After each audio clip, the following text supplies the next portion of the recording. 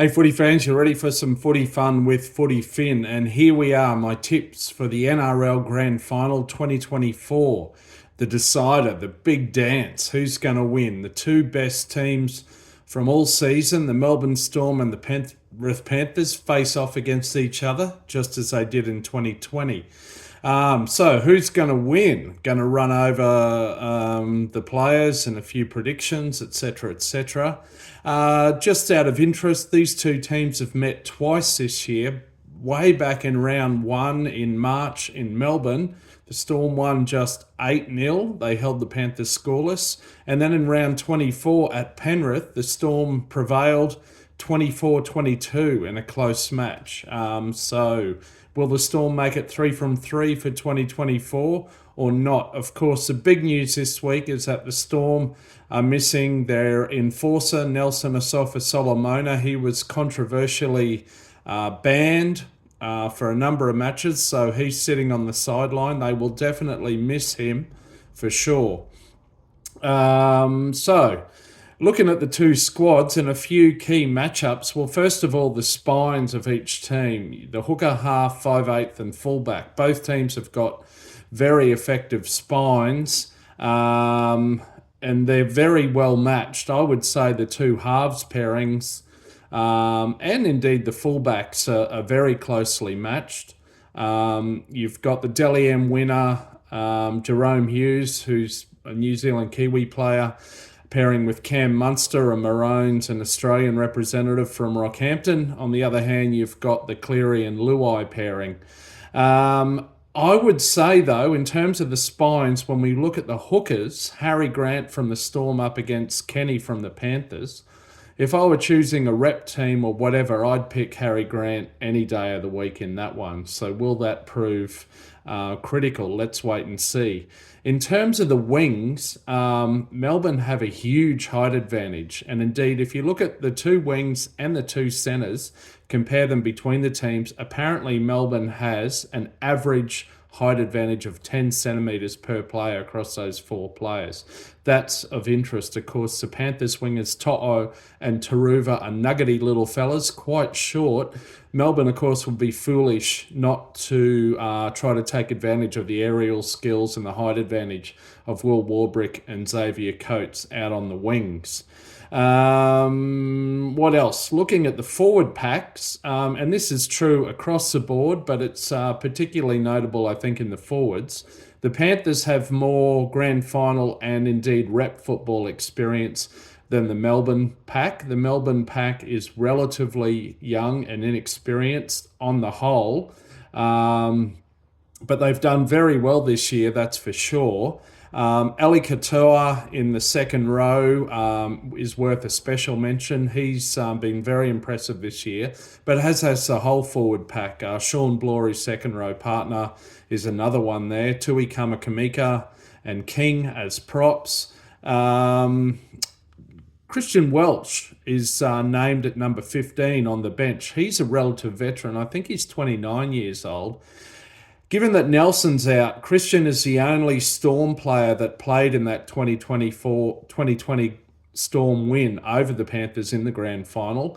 And the other three are from the spine, Ryan Papenhuyzen, Cam Munster and Jerome Hughes. So four players for the Storm who played in that grand final win over the Panthers, whereas the Panthers, as I said the other day, have, I think, 8 backing up from that one 4 years ago. Tyron Wishart, I've mentioned him before. He's at number 14 on the Storm bench. He's a utility. Great runner, great leg speed, knows how to score tries, very versatile. So he'll look out for him, particularly in the latter stages of the first half and into the second half. Obviously, Penrith Panthers have far more grand final experience than the Storm, as I've said. Although, if you look at the Panthers, they do have, by my count, 4 players who are playing in their first ever grand final, and that includes Senna Alamotti. He's only 20 years old. And then bench players Liam Henry and Schneider, the half, they're both 23 years old each. You've also got Eisenhuth, who's in his late 20s. So a little bit of inexperience there. So yeah, now some would say, In some ways, the Panthers are a bit more robotic than the Storm are at times. The Storm are very efficient, but they can display some great flair at times through their spine. Look at Jerome Hughes's first try from last week, for example. Whereas the Panthers tend to go through these robotic kind of backline moves where it's Yo to Cleary, to Tungo, to Edwards, to To'o, and we've seen it all 100 times before, yet somehow it keeps working for them through clever use of decoy runners running at inside shoulders on specific angles. Somehow that keeps working. And likewise, out on their left side, you've got Luai and Taruva involved, and the other night Alamotti. So let's see whether that proves fruitful for them or not. So really, the two teams are very well matched. I think it's going to be a pretty close game, this one. Obviously, those two games earlier this season, a total margin of 10 points across the two games, both won by the Storm. The Storm are the minor premiers here. The bookies have got them at pretty even money.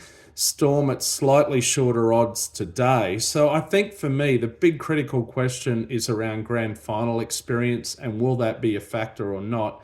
In other words, will the young Storm players be a little bit overawed by the occasion, just like the Panthers were in 2020, those lacking grand final experience? And will Penrith's subsequent grand final experience over the last 3 or 4 years come to the fore and make a difference? On the other hand, will the ghosts of 2020 grand final haunt the Panthers? So, as I've said earlier this week, Melbourne can be viewed in some ways as a bit of a bogey team for them. They were the ones who crushed the Panthers' dreams in 2020 when the Panthers were the minor premiers. So will that come back to haunt them? Will that be a bit of a psychological edge for the Storm? Penrith are losing 3 key players at the end of this season, probably first and foremost Jerome Luai, but also prop James Fisher-Harris, and to a lesser degree winger Suna Taruva. They're moving on to other clubs. There will be a bit of emotion linked to that. And crucially, will the Panthers miss the presence of Stephen Crichton in this grand final? Now, I happen to think Stephen Crichton is one of the more underrated past Panthers players, and I think his role, particularly in the last quarter of last year's grand final, was very critical, very crucial, but kind of overlooked and shadowed by Nathan Cleary's try. I think they will miss Stephen Crichton, who's a big game player and was instrumental in their 3 grand final wins. Will Nathan Cleary's shoulder injury survive the match? He was injured against the Storm, or aggravated. It's an old injury going back to pre-season. It was aggravated in round 24 against the Storm, and we saw in the later stages the other night he was clutching at it. Of course, they all say in the media that it's all fine, but will that prove critical? Of course, other players from both teams are carrying injuries as well. Will there be a dodgy ref or TMO call that decides this? Let's hope not. Let's really hope not. So yeah, look, that's it. I mean,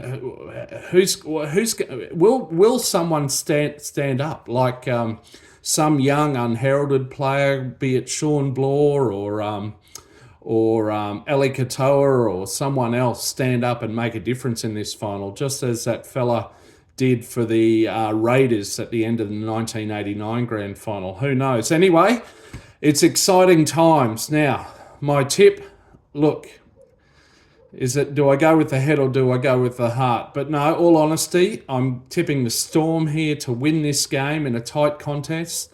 4 or 5 points. I can't get away from this 5-point margin in my head somehow. How does that come about? Well, you tell me. But anyway, that's my tip. Bring it on. Can't wait. Go the Storm. I want them to win. No secret about that. But yeah, bring it on. The big one, the big dance, the grand final. Can't wait. Till next time, catch you out on the left edge. See ya.